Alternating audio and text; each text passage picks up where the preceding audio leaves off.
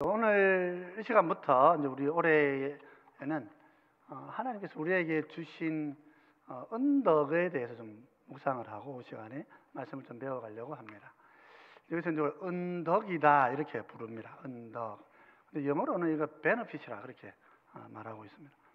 benefit이라고 하면은 제일 좋은 예가 저희들이 이제 해외 나가 보니까 그 집에서 어린 아이가 태어나면요, 정부에서 베너핏이라 그래가지고 뭐 우유도 사 먹을 수 있고 뭐 이런 쿠폰을 줘요. 그럼 그거 받아가지고 아이들 우유도 먹이고 이렇게 하는 겁니다. 하나님께서 우리를 자기 백성으로 불러주셨을 때에 그냥 부르시고 끝나는 것이 아니고 이제는 정말 은혜의 베너핏을 주시는 거죠. 그래서 베너핏들이 이제 우리가 한 9가지 정도, 8가지, 9가지 정도를 차근차근 이제 배워갈 것입니다. 그래서 올해 하나님 우리에게 주시는 이 베너핏은 우리가 좀 알고 기도해야 될 기도의 제목들입니다. 하나님 이걸 우리에게, 다른 건 여러분 현대적인 용어로 우리에게 이런저런 물질적인 것들을 얘기할 수 있지만 우리 기도 제목에 이런 영적인 언덕들을 강구하는 것, 여기 우리 기도가 살아있는 기도가 되는 굉장히 중요한 부분들이죠. 그래서 오늘 우리가 함께 묵상하려고 하는 것은 이 언덕들 중에 가장 시작이 되어지는 부르심이라고 하는 부분을 우리 함께 말씀을 묵상하는 그런 시간을 가지고자 합니다. 우선은 우리 본문 말씀을 조금 우리 신앙고백서의 본문의 말씀들을 먼저 한번 좀 같이 보면 좋겠습니다. 한번 쭉 같이 읽어보십시다.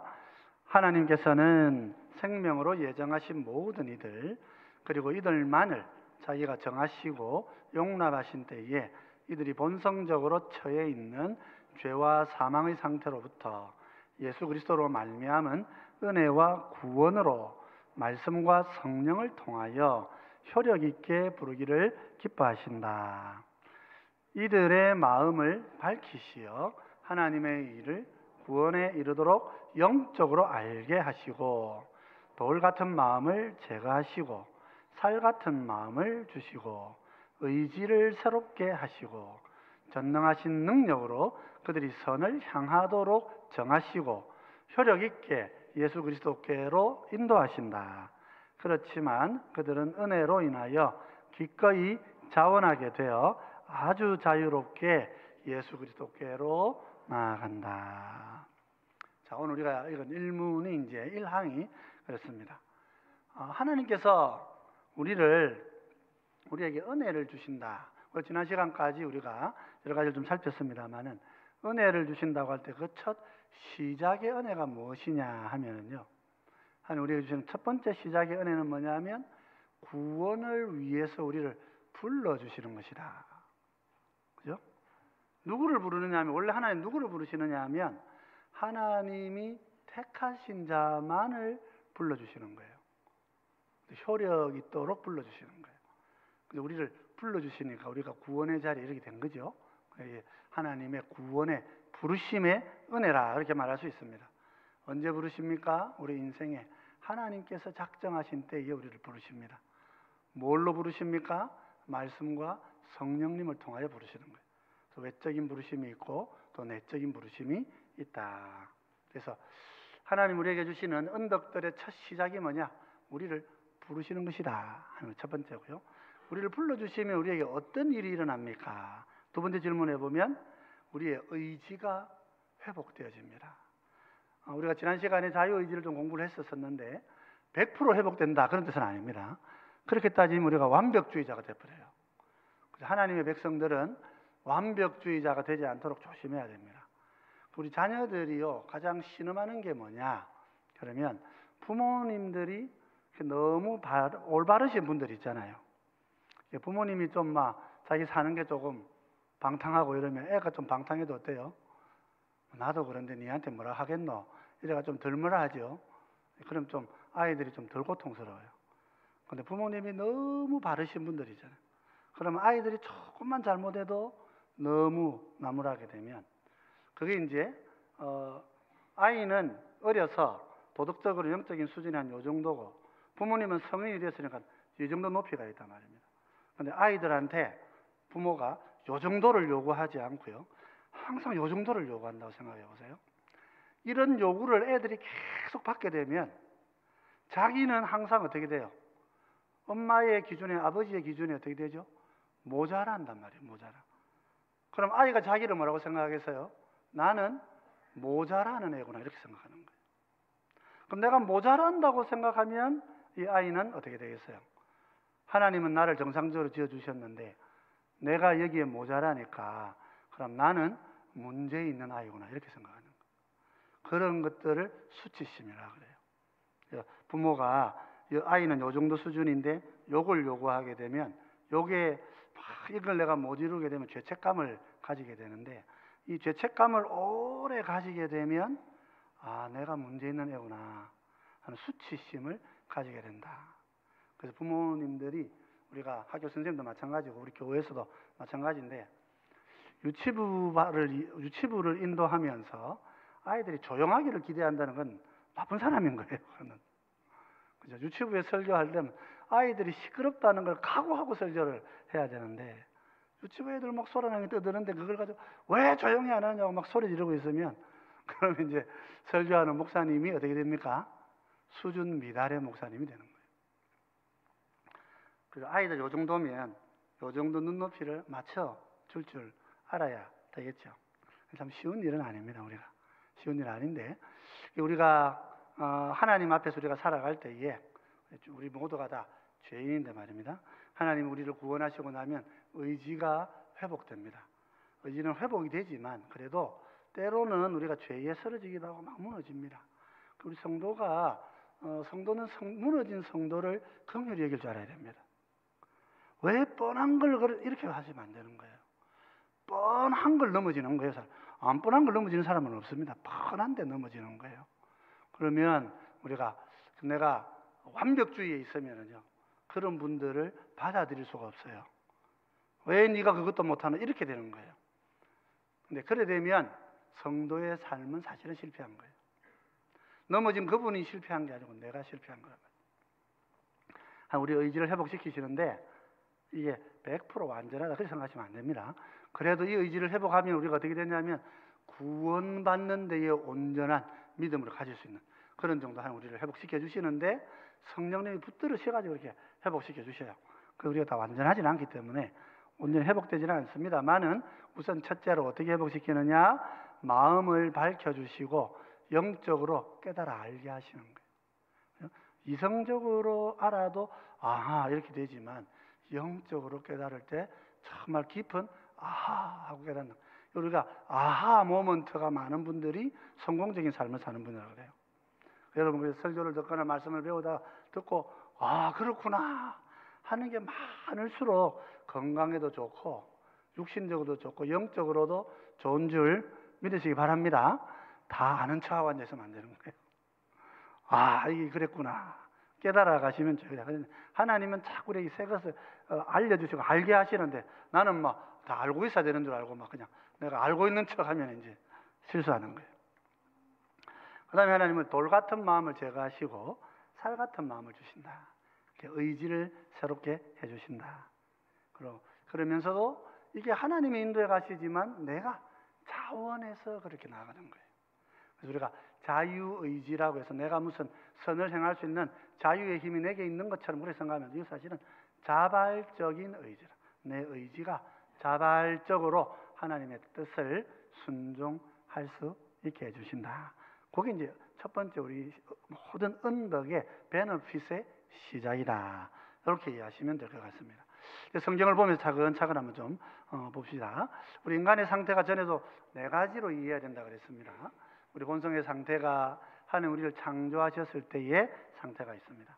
아담은 범죄하기 전까지만 해도 완전한 사람이었고 많은 은사를 갖고 있었던 분입니다. 지적으로도 탁월합니다. 요즘 우리 IQ 150 넘고 190 넘으면 대단하다 그러는데 아담의 IQ는 190 이런 숫자로 이렇게 말할 수 있는 그런 정도가 아닙니다. 엄청나게 놀라운 그런 지능을 가지고 있었고 또 영적으로도 밝았어요. 그러니까 짐승을 통해서 말하는 사탄과도 이야기할 수 있었죠. 그 영적으로 탁월한 이런 탁월성을 가지고 있었던 존재들이에요. 범죄하면서 어떻게 됩니까? 죄를 지어버리니까 타락하게 되고, 타락함으로써 우리가 선천적으로는 죄인인 상태가 되어버리는 거예요.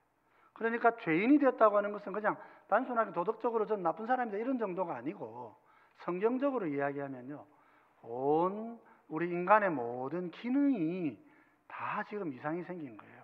신체도 약해졌죠. 우선 병이 듭니다. 신체가 약해져 버렸습니다. 정신이 이렇게 막 이상해지는 경우가 생기죠. 정신적으로도 약해졌습니다. 영적으로는 분별력이 없습니다. 옳고 그름을 우리가 판단할 수 없어요. 그냥 우기는 거예요. 저 우리나라 보면 우리가 한 가지를 볼 수 있죠. 좌도 자기가 옳다, 우도 자기가 옳다. 적어도 한 가지 분명한 건 있어요. 둘 다 모른다. 이건 분명한 거예요. 그러니까 사람은 우기는 거지 바른 자리에 서 있지는 못해요. 그게 우리 죄의 상태가 되어버린 거예요. 우리 상태죠. 타락의 상태고, 태어날 때부터, 태어남으로부터 이러니까 선천적인 상태다. 이렇게 이야기를 합니다. 그런데 이런 우리를 하나님 불쌍히 여기셔서 은혜를 베푸십니다. 그러니까 중생을 하게 됩니다. 그럼 이제 구원받은 상태가 되지요. 이 상태는 좀 섞여 있는 상태입니다. 죄도 있고 은혜도 있는 상태인 거예요. 어떨 때는 참 너무 훌륭한 분인데 돌아서면 너무 나쁜 놈일 수도 있습니다. 여러분, 성도가 나쁜 짓 한다고 놀랄 이유가 없습니다. 세상은 놀래가지고 어떻게 교회가 그럴 수가 있느냐. 교회 다니는 목사가, 집사가, 물론 가짜가 그럴 수 있습니다. 가짜가 그럴 수 있어요. 여러분, 우리가 다윗왕을 가짜 성도라 할 수 있겠습니까? 근데도 신아 죽일 때가 있어요. 그죠? 노아를 하나님 앞에서 죄인, 우리 같은 버림받은 죄인이라 할 수 있겠습니까? 근데 술 취해가지고 벌거벗고 난리를 칠 때가 있어요. 그죠? 아브라함은 괜찮습니까? 하나님 믿고 산지만 약속을 안 믿고 버리고 산. 아이고, 우리 그냥 천사가 와가지고 아들 낳아줄게 해도 뭐라 그래요? 아이고, 하나님 뭘 그걸 고민하셔. 나는 그런 거 없어도 된다고. 나는 그냥 우리 이스마엘이나 잘 지내면 된다고. 그렇게 사람이 믿음의 사람이라고 불려지는데 사람은 항상 이면을 가지고 있는 것입니다. 그래서 우리 성도는 어떻게 그럴 수가 있노? 그거 안 하셔도 돼요. 어떻게 그럴 수가 있습니다. 사람이 살다 보면 그럴 수가 있어요. 그래서 내가 나를 잘 용서해야 됩니다. 내가 나를. 우리 부모님이 너무 이렇게 신앙생활 오래 하신 분들은요, 그렇죠. 내가 잘못하는 나를 용서를 못해요. 내가 어떻게 그렇게 잘못할 수 있냐? 아니요, 잘못할 수 있는 은혜 받아도 잘못할 수가 있다. 베드로도 예수님 3번 부인할 때가 있는 거예요. 예수님이 3번 용서해 주시니까 베드로가 되는 거지, 죄를 안 지어서 베드로가 되는 게 아니란 말이죠. 그래서 우리 은혜의 상태는 두 가지가 함께 있는 상태다. 그리고 이제 부활의 상태로 가야 이제 예수님 오셔서 우리가 부활의 상태로 가야 영광의 상태라고, 이걸 이제 우리가 영화의 상태다. 그렇게 말합니다. 그래서 구원받은 사람의 상태는 섞여 있는 상태입니다. 꼭 기억하셔야 됩니다. 내가 섞여 있으니까 죄를 지어도 돼가 아닙니다. 그런 것은 아닙니다. 이건 이단들이나 그런 이야기 하는 것이고요. 비록 내가 연약하고 무너지지만, 넘어졌지만, 그러나 나는 하나님의 백성이다. 이게 은혜의 상태의 백성이에요. 하나님 우리를 완벽하게 안 해주셔요. 완전하게는 아직 멀었어요. 재림의 때에 완전해지는 것입니다. 저 4가지 상태를 꼭 기억을 하셔야 됩니다. 그러면 은혜의 상태, 이제 우리가 죄인인 상태에 있을 때 하나님께서 우리를 은혜를 베풀어서 우리가 은혜 상태로 전환을 하게 되는데, 어떻게 전환하느냐 하면 하나님께서 우리를, 택하신 자들을 효력 있게 불러주셔서 그런 것입니다. 로마서 8장 30절을 보면 이렇게 얘기하죠. 또 미리 정하신 그들을 또한 부르시고, 부르신 그들을 또한 의롭다 하시고, 의롭다 하신 그들을 또한 영화롭게 하셨느니라. 이 말씀 우리 사실은 우리 좀 암송을 해야 돼요. 로마서 8장은 꼭 외워야 된다. 우리 옥하는 목사님이 이런 말씀하신 적이 있습니다. 성경책 다 없어져도 로마서 8장만 있으면 구원받을 수 있습니다. 그런 말했어요. 옥하는 목사님은 사랑의 교회가 정말 하나님의 제자가 되는 교회가 완성되어진다면 뭘 해야 되느냐? 로마서 8장을 암송해야 된다. 그래가지고 교회 설립 기념일 날 목사님하고 전 성도들이 로마서 8장을 암송해요. 그렇게 하셨었어요. 저도 보고 있으면 야, 저 참 대단하시다. 아주 그냥 물론 이제 유대인들은 뭐 성경을 통째로 외우니까 뭐 그렇긴 하지만 어쨌든 우리 한국의 장로교회에서 목사님하고 성도들 다 같이 예배 시간에 로마서 8장을 쫙 같이 암송하는 교회가 흔하겠습니까? 별로 안 흔하단 말이죠. 그 중에 한 말씀, 30절의 말씀. 미리 정하신 그들을 또한 부르시고. 이 두 가지 큰 의미가 있습니다. 하나님 우리를 부르실 때 어떤 자라고? 우리가 정해놓은 자라면. 언제 정하셨어요? 작정 언제 하십니까? 영원에서 작정하신다고 했어요. 그죠? 그러니까 하나님께서 영원에서 우리를 이 세상을 시작하실 때 택하시려고 작정하신 거예요. 그리고 역사 속에서 어느 시점에 또한 부르시고, 그죠? 정해놓은 자들 중에 일부만 부르는 게 아니고요. 정하신 모든 사람을 어느 시점에 부르시고, 그리고 또한 그들을 의롭다고 하시고, 또한 그들을 영화롭게 하신다. 하나님 마음에 탁 담으신 이들은 창세전부터 알고 계시고, 우리가 이제 감리교가 좀 잘못됐다, 교리적으로 잘못됐다는 것은 내가 예수님 영접하고 내가 믿는다고 말해야 하나님이 나를 아신다 이렇게 생각하는 거예요. 그건 좀 너무 어리석은 이야기죠. 그렇게 생각할 수도 있겠습니다만 성경이 가르친 하나님은 잘 모르는 부분이죠. 하나님은 미리 정하신 그들을 또한 부르신다 그러셨고요. 그들을 또한 의롭다고 하신다 하셨고, 그들을 또한 영화롭게 하신다. 미래에 그리스도 앞에서 영원한 영화를 우리 가운데 주신다. 이미 주셨다 이렇게 표현하는 거예요. 영화, 미래에 이루어질 이미 우리에게 주셨다. 그래서 우리가 택하신 자를 그렇게 유효하게 부르시는 부름을 받았기 때문에 우리가 천국의 백성이 된 거죠. 이런 것을 증명해주는, 말씀해주는 성경은 또 있습니다. 로마서 11장 7절을 보면 그런즉 어떠하냐, 이스라엘이 구하는 그것을 얻지 못하고 오직 택하심을 입은 자가 얻었고 그 남은 자들은 우둔하여졌느니라. 지금 이스라엘 백성들 어떤 말입니까? 예수님 안 믿고 떠나가지고 오히려 이방인처럼 하나님 백성 바깥에 가야죠. 근데 지금 하나님 믿는 사람 없습니까? 아니요. 하나님이 택하신 이방인들이 하나님 앞에 예배하고 경배하고 있지 않느냐. 택함 받은 자들이다. 때가 있고 하나님의 택한 역사가 있다는 것입니다. 에베소서 1장 오늘 10절로 11절, 특히 11절을 보면 모든 일을 그의 뜻의 결정대로 일하시는 이의 계획을 따라 우리가 예정을 입어 그 안에서 기업이 되었다. 영원히 예정하시고 우리가 태어나면 하나님 우리를 기업 삼으시고 우리를 대상으로 일하시는 것입니다. 정한 때에 찾아오시고 또 우리를 의롭다고 해주시고 때가 되면 우리를 영화롭게 해주시고, 하나님 사역이란 말이에요. 하나님의 사업은 그런 사업인 거예요.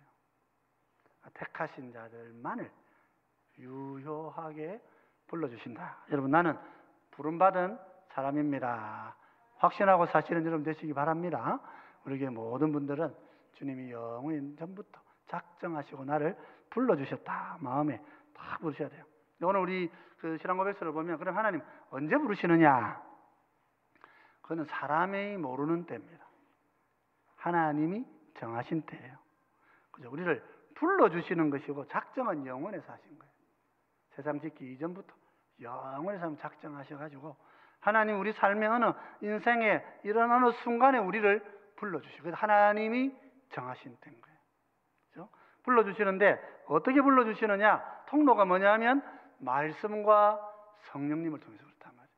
말씀이라는 것은 복음을 전하는 것을 말하는 것입니다. 설교를 말해요. 복음 전도를 말하는 거예요. 그러니까 어느 때인지는 모르지만은 누군가 나에게 찾아와가지고 하나님이 당신을 사랑하십니다. 오셔서 우리 복음의 말씀을 들으십시오 하고 누군가가 나에게 전해주는 그때 외적인 부르심이라 말이죠. 사람을 통해서 내 바깥에서 나를 부르신단 말이죠. 그런데 성령님은 내 안에 오셔가지고 나를 부르시는 거예요. 그러면 외적인 부르심과 내적인 부르심이 함께 울리는 날에 우리가 하나님의 백성으로 부름을 받는 것이라 말이죠. 그러니까 후서 2장 13절 14절은 이렇게 얘기하죠. 주께서 사랑하시는 형제들아, 우리가 항상 너희에 관하여 마땅히 하나님께 감사할 것은 하나님이 처음부터 너희를 택하사 성령의 거룩하게 하심과 진리를 믿음으로 구원을 받게 하심이니, 이를 위하여 우리의 복음으로 너희를 부르사 우리 주 예수 그리스도의 영광을 얻게 하려 하심이니라. 사도 바울이 데살로니가 교회를 두고 하는 말이 뭐냐면, 하나님이 처음부터, 세상 짓기 이전부터, 이때 처음은 창세 이전의 영혼을 말하는 것이라. 영혼에서 너희를 택하여 성령의 거룩하심을 입히셨는데 정하신 때가 되니까 우리가 전도하는 걸 통하여서 하나님께로 돌아오지 않았느냐, 지금 그런 말을 하고 있는 거예요. 내가 전도하기 때문에 이분이 구원받는 것만은 아닙니다. 하나님이 정하신 때가 있는 거예요.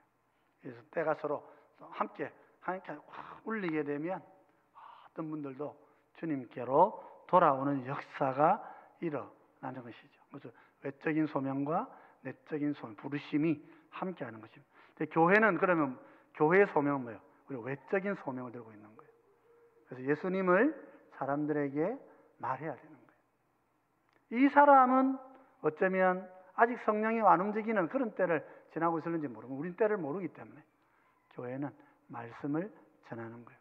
그 사람 지금은 안 받아야 된다 하더라도요, 10년 뒤에 무릎 꿇고 와가지고 복음 전해준 나한테 와서 엎드려 고맙다고 말할 수도 있어요. 그 날을 우리가 생각하면서 복음을, 우리는 외적인 소명을 가지고 있는 사람들이다. 자, 그럼 부르심의 결과가 어떻게 됩니까? 그래서 죄와 사망의 상태, 거기에서 은혜와 구원의 상태로 우리가 옮겨오게 되는 거죠. 그래서 로마서 8장 2절은 이렇게 고백합니다. 이는 그리스도 예수 안에 있는 생명의 성령의 법이 죄와 사망의 법에서 너를 해방하였습니다.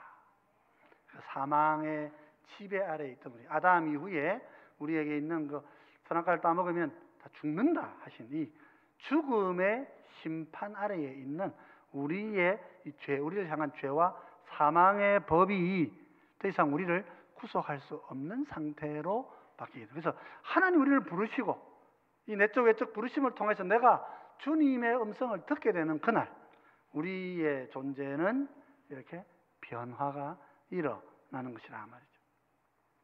디모데후서 1장 9절로 10절 이렇게 얘기하죠. 하나님이 우리를 구원하사 거룩하신 소망으로 부르심은 우리의 행위대로 하심이 아니요 오직 자기의 뜻과 영원 전부터 그리스도 예수 안에서 우리에게 주신 은혜대로 하심이라.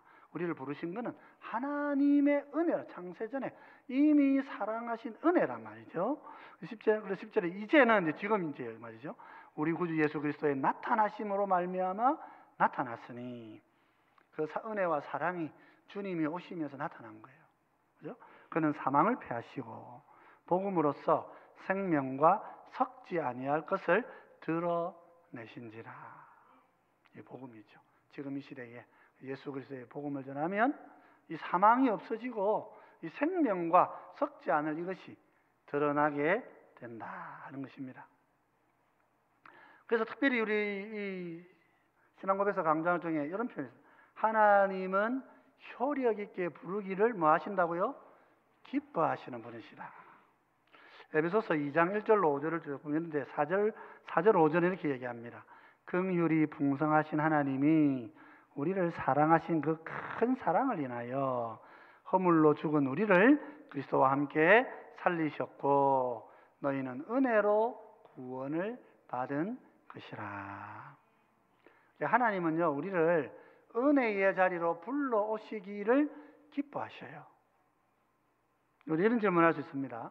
하나님은 왜 영원 전부터 나는 구원하시고 다른 사람은 안 구원하시려고 하십니까? 작정하셨습니까? 그래서 사람들은 아니 하나님은 그러면 다 구원하려고 작정하셔야지 왜 이렇게 구원 안 할 자도 두십니까?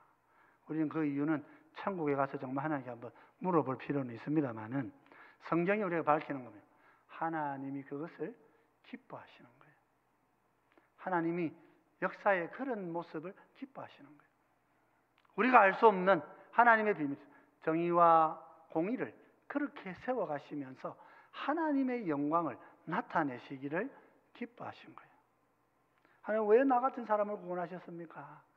하나님 그걸 기뻐하는 거예요. 그죠? 우리가 자녀를 부를 때 말이에요. 자녀 이름 부를 때, 내 자녀의 이름 부를 때하고 다른 사람의 자녀의 이름을 부를 때는 여러 가지가 다릅니다. 이름 똑같이 부르는 거지만 내 자녀는 뭡니까? 내가 해주기를 기뻐하고 뭐든지 해도 괜찮아요.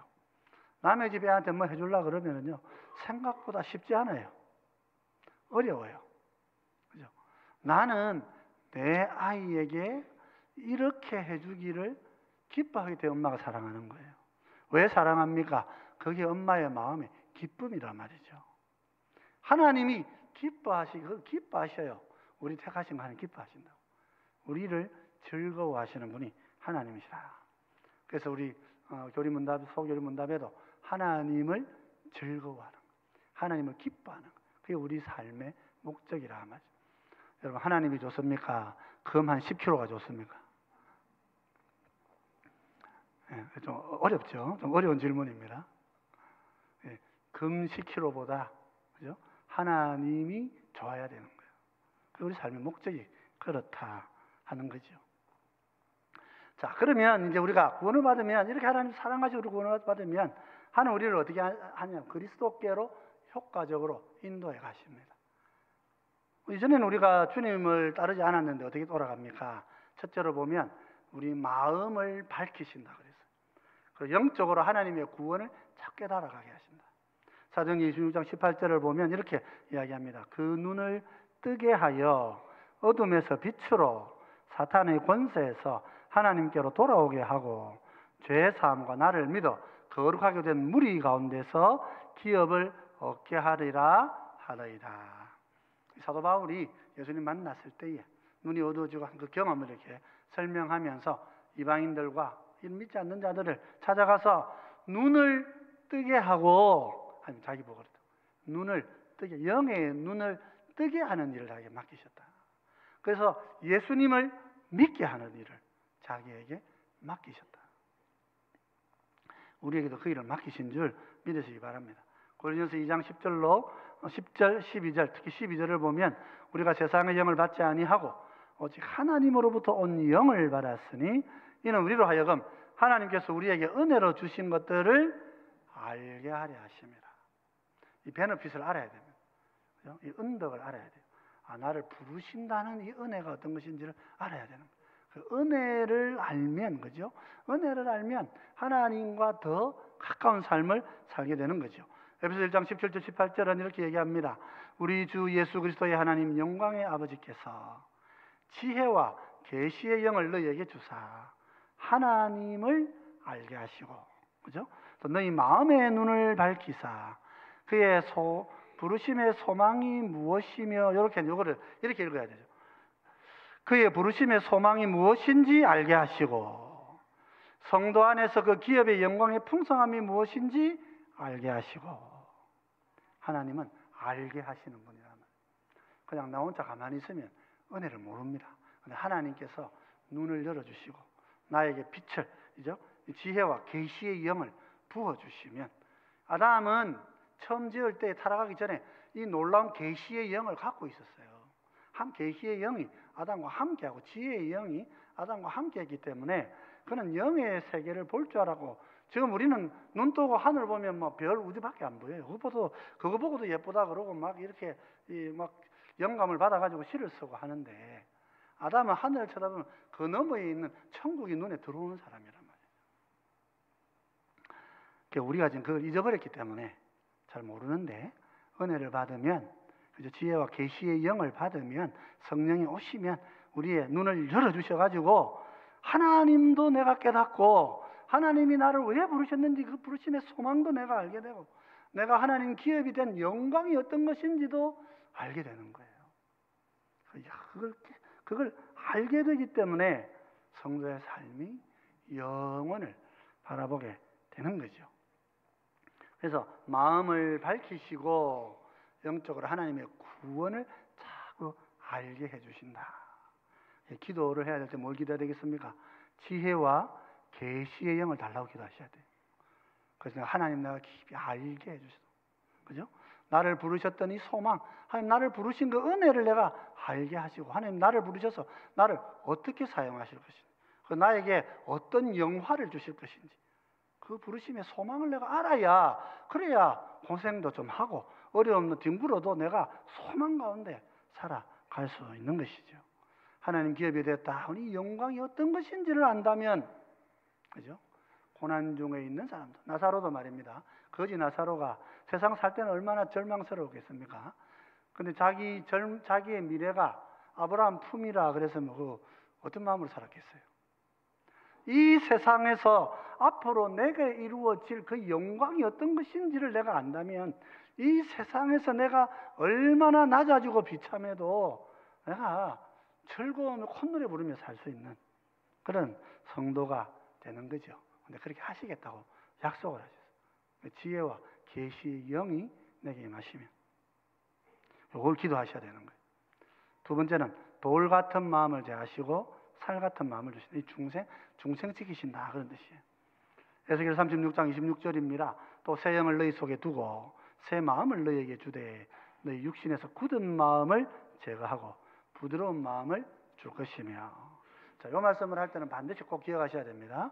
니고데모가 중생을 몰라가지고 주님께 책망을 들었습니다. 성도가 중생이 뭔지 모르면 주님께 책망을 듣고 구원의 길에서 벗어날 수가 있어요. 그래서 중생이 뭡니까? 굳은 마음을 제거하고 부드러운 마음으로 tender heart를 갖게 됩니다. 여러분 마음 부드럽게 가지셔야 돼요. 자꾸 굳은 마음이 생길 때마다 부드러운 마음을 가지셔야 되는 거예요. 그게 중생자의 삶이에요. 중생받은 사람은 부드러운 마음으로 살아야 됩니다. 자꾸 이렇게 강박해지고, 자꾸 이렇게 사랑하기 힘들어지고, 자꾸 이렇게 막 비난하기가 쉬워지고, 싸워야 되는 거죠. 그래서 주님이 은혜를 주시면 내가 은혜 안에 있느냐, 우리 부부관계 부부한테 물어보시면 돼요. 또 자녀들한테 물어보시면 돼요. 엄마가 구원받은 사람 같나 이렇게 한번 물어보시면 잘 설명해 줄 겁니다. 그러니까 가까운 사람들에게 가장 잘 물어보시면 요즘 좀 신경 좀 덜 내고 좀 착해졌더라. 저희 자녀들하고 우리 집사람하고는 제가 새벽 기도를 몇 분 하느냐에 관심이 많습니다. 시간을 오래 기도하면 좀 그날 하루는 좀 마음을 좀 착하게 사나 봐요. 제가 조금 기도 짧게 하면서 좀 성질러 부리고 막 그러는가 봐요. 집에서 그렇게 오늘 기도 많이 안 했죠? 이러면서 이제 그런 이야기를 해요. 여러분 성도가 뭐 기도하는 것다 그러기보다도 하나님 우리에게 주신 마음이 부드러운 마음이다. 부드러운 마음을 가지고 사는 성도. 그걸 우리 그렇게 만들어 주신 거니까 그렇게 가야 되죠. 그 다음에 의지가 새로워져야 됩니다. 그래서 선하신 전능하신 하나님의 선을 향해 가야 됩니다. 신명기에 보면 이미 이제 구약 말씀이지만 사실은 이런 약속을 하고 있습니다. 내 하나님 여호와께서 내 마음과 내 자손의 마음에 뭘 베푸신다고요? 할례를 베푸신다. 그러니까 우리가 꼭 잘 알아야 됩니다. 이게 마음의 할례가 신약에만 있는 게 아닙니다. 구약 백성들도 하나님께서 구약 율법 속에서 마음의 할례를 주셨다고 하셨어요. 그런 분들이 믿음으로 사는 분들이에요. 믿음 안에서 사는 사람이란 말이죠. 그럼 어떻게 됩니까? 너로 마음을 다하며 뜻을 다하여 내 하나님 여호와를 사랑하게 하사 너로 생명을 얻게 하실 것이며. 구약의 약속이 그렇게 되어 있습니다. 이 모세가 이스라엘 백성들에게 하나님이 네 마음에 할례를 주실 것이다. 그럴 때 딱 붙들고 하나님을 사랑하게 되면 귀한 생명을 네가 얻을 수 있다. 약속을 하셨어요. 이것은 구약에서 에스겔에서도 똑같이 11장에 보면 또 같은 말씀이에요. 내가 그들에게 한 마음을 주고 그 속에 내 새 영을 주며 그 몸에서 돌 같은 마음을 제거하고 살처럼 부드러운 마음을 준다. 그렇게 약속하셨고요. 빌립보서 2장 13절에 이렇게 말씀하십니다. 너희 안에서 행하시는 이는 하나님이시라. 하나님이 우리 안에서 행하시겠다. 자기의 기쁘신 뜻을 위하여 너희에게 소원을 두고 행하게 하신다. 우리 안에 오셔서 행하시겠다 그러셨고요. 에스겔 36장 27절은 또 내 영을 너희 속에 두어 너희로 내 율례를 행하게 하리니 너희가 내 규례를 지켜 행할지니라. 하나님의 영을 우리 안에 주신다. 근데 성령님이 오셔서 우리 안에 거하신다 하셨단 말이죠. 그래서 우리 성도가 하나님의 율례를 지켜가는 의를 행할 수 있는 것입니다. 그러면 이제 이런 질문을 할 수 있죠. 그러면 하나님이 다 시키신 거잖아요. 그러니까 하나님이 다 하시 나는 아무것도 안 합니까? 그렇지 않다는 거예요. 나도 그 은혜에 힘입어서 격려가 되고 위로를 얻고 용기를 얻어서 나도 불가능한 줄 알지만 하나님의 나라의 일에 내가 의지적으로 참여합니다. 그런 거예요. 로마서 6장 16절로 18절 너희 자신을 종으로 내주어 누구에게 순종하든지 그 순종함을 받는 자의 종이 되는 줄을 너희가 알지 못하느냐.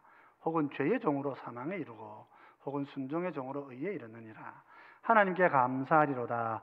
너희가 본래 죄의 종이더니 너희에게 전하여 준 바 교훈의 본을 마음으로 순종하여 죄로부터 해방되어 의에게 종이 되었느니라.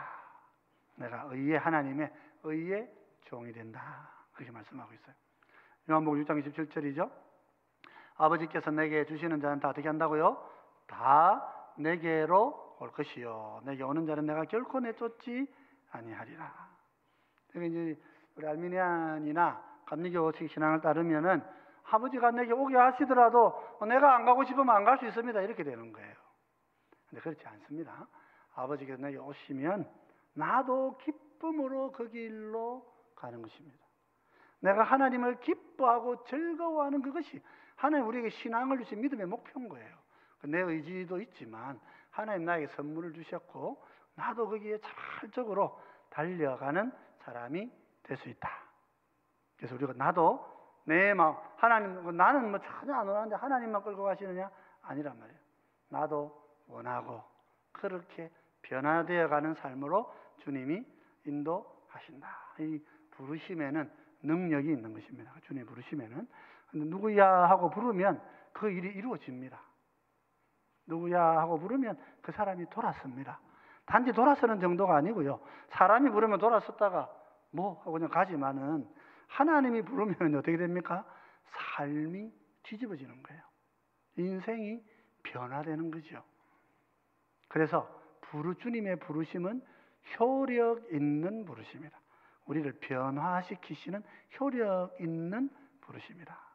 여러분 이 부르심을 받으신 분들로서 하나님 주신 이 부르심을 마음에 잘 간직하시는 여러분 되시면 좋겠어요. 그래서 1장 1항은 다시 같이 한번 읽어보십시다. 같이 읽겠습니다. 하나님께서는 생명으로 예정하신 모든 이들 그리고 이들만을 자기가 정하시고 용납하신 때에 이들이 본성적으로 처해 있는 죄와 사망의 상태로부터 예수 그리스도로 말미암은 은혜와 구원으로 말씀과 성령을 통하여 효력 있게 부르기를 기뻐하신다. 이들의 마음을 밝히시어 하나님의 일을 구원에 이르도록 영적으로 알게 하시고 돌 같은 마음을 제거하시고 살 같은 마음을 주시고 의지를 새롭게 하시고 전능하신 능력으로 그들이 선을 향하도록 정하시고 효력 있게 예수 그리스도께로 인도하신다. 그렇지만 그들은 은혜로 인하여 기꺼이 자원하게 되어 아주 자유롭게 예수 그리스도께로 나아간다 그랬습니다. 자, 그래서 우리는 하나님 우리 인간의 의지가 우리가 회복이 되어도요. 은혜로 회복되어도 하나님의 부르심이 있어야 의지가 돌아올 수 있습니다. 그래서 사실은 효력 있는 부르심이 주어질 때 우리의 죄된 의지가 이제 변화가 일어나는 거예요. 하나님 택하신 자들만 그렇고 정하신 때에만 일어나고요. 외적 내적 부르심이 함께 일치할 때 하나님께서 반드시 효력 있게 그 사람을 불러주셔요. 불러주시면 그리스도께로 반드시 인도하셔요. 우리의 마음을 밝히시고 알게 하시고 하나님을 알게 하시고 중생의 은혜를 주시고 의지를 바꿔주셔요. 그래서 여러분 내 의지에 끌려다니시면 안 됩니다. 내 의지를 하나님께로 드려야 되는 거예요. 내 의지. 내가 자꾸 나쁜 짓 하고 싶은데 그건 이제 죄성이 나를 지배하려고 하는 거예요. 싸워야 되는 거예요. 그죠? 전능하신 능력으로 선을 행하도록 하십니다. 그런데 이 모든 일들이 자발적인 마음으로 이루어지는 거예요. 내가 정말 나도 억지로 하는 것이 그렇게 살고자 하는 마음으로 자유롭게 나아가는 삶. 이 성도의 자유, 죄로부터의 자유, 하나님을 향해 나아가는 자발성, 이것이 하나님 우리에게 주신 효력 있는 부르심의 능력이다. 잘 기억하시고 이번 한 주간 쭉 지내시면서 나를 부르시니 부르신 능력 있는 부르심이 나와 함께해 주시옵소서. 기도하시는 우리 모두 되시기를 주의 이름으로 축원드립니다.